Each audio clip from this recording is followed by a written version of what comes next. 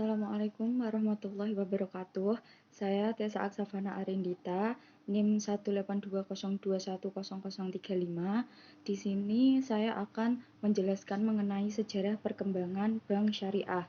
Di sini ada 6 sejarah perkembangan bank syariah, yaitu yang pertama adalah praktek perbankan di zaman Nabi Shallallahu Alaihi Wasallam dan para sahabat.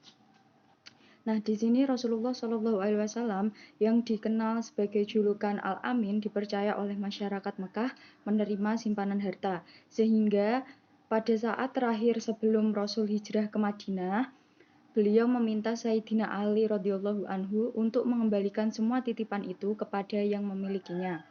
Dalam konsep ini, yang dititipi tidak dapat memanfaatkan harta titipan tersebut. Seorang sahabat Rasulullah Shallallahu Alaihi Wasallam, Zubair bin Al-Awam, memilih tidak menerima titipan harta. Beliau lebih suka menerima dalam bentuk pinjaman. Tindakan Zubair ini menimbulkan implikasi yang berbeda, yaitu yang pertama, dengan mengambil uang itu sebagai pinjaman, beliau mempunyai hak untuk memanfaatkannya. Kedua, karena bentuknya pinjaman, maka ia berkewajiban mengembalikannya utuh. Kemudian yang kedua, ada praktek perbankan di zaman Bani Umayyah dan Bani Abbasiyah. Kemajuan praktek perbankan pada zaman Bani Umayyah dan Bani Abbasiyah ditandai dengan beredarnya sak atau cek dengan luas sebagai media pembayarannya. Bahkan, peranan banker telah meliputi 3 aspek, yaitu yang pertama media deposit, menyalurkannya, dan mentransfer uangnya. Dalam hal yang terakhir ini, uang dapat ditransfer dari satu negeri ke negeri lainnya tanpa perlu memindahkan fisik uang tersebut. Para money changer yang telah mendirikan kantor-kantor di banyak negeri telah memulai penggunaan cek sebagai media transfer uang dan kegiatan pembayaran lainnya. Dalam sejarah perbankan Islam, Saif al-Daulah al-Hamdani yang tercatat sebagai orang pertama yang menerbitkan cek untuk keperluan clearing antara Baghdad atau Irak dan Aleppo yang sekarang menjadi Spanyol. Kemudian yang ketiga ada praktek perbankan di Eropa. Ketika bangsa Eropa mulai menjalankan praktek perbankan, tercatat sebagai bank yang pertama dibangun pada tahun 2000 SM di Babilonia, dengan mengenakan bunga sebesar 20% setiap bulannya kepada debitur. Persoalan mulai timbul karena transaksi yang dilakukan dengan menggunakan instrumen bunga yang dalam pandangan fikih adalah riba, dan oleh karenanya haram. Pada tahun 500 SM di Yunani didirikan Greek Temple, suatu lembaga semacam bank yang operasinya meliputi penukaran uang dan segala macam kegiatan bank. Transaksi berbasis bunga ini semakin merebak ketika Raja Henry VIII pada tahun 1545 membolehkan bunga atau interest, meskipun tetap mengharamkan riba dengan syarat bunganya tidak boleh berlipat ganda. Ketika Raja Henry VIII wafat, ia digantikan oleh Raja Edward VI yang membatalkan kebolehan bunga uang.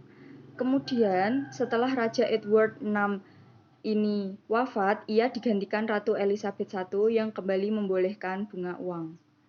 Kemudian yang keempat, ada perbankan syariah modern. Usaha modern untuk mendirikan bank tanpa bunga pertama kali dilakukan di Malaysia pada pertengahan tahun 40-an, namun usaha ini tidak sukses.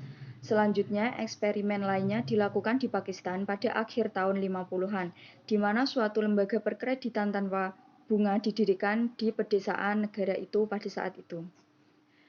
Kemudian selanjutnya, pada perkembangan selanjutnya, di era 70-an, usaha-usaha untuk mendirikan bank Islam mulai menyebar ke banyak negara. Beberapa negara seperti Pakistan, Iran, dan Sudan bahkan mengubah seluruh sistem keuangan di negara itu menjadi sistem nirbunga, sehingga semua lembaga keuangan di negara tersebut beroperasi tanpa menggunakan bunga. Di negara Islam seperti Indonesia dan Malaysia ini, bank nirbunga beroperasi berdampingan dengan bank-bank konvensional. Kini, perbankan syariah telah mengalami perkembangan yang cukup pesat dan menyebar ke banyak negara, bahkan negara-negara barat. Kemudian yang keenam, ada perkembangan bank syariah di Indonesia.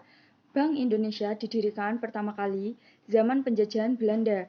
Bank-bank yang beroperasi pada saat itu adalah The Javas NV, The Postpac Bank, dan lain-lainnya.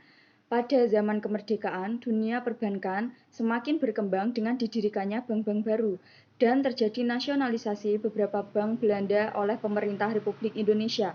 Bank-bank yang beroperasi saat itu adalah Bank Rakyat Indonesia yang didirikan pada 22 Februari 1946, yang dahulunya bernama De Algem Volkskredietbank dalam bahasa Belanda atau Xiaomingingo dalam bahasa Jepang.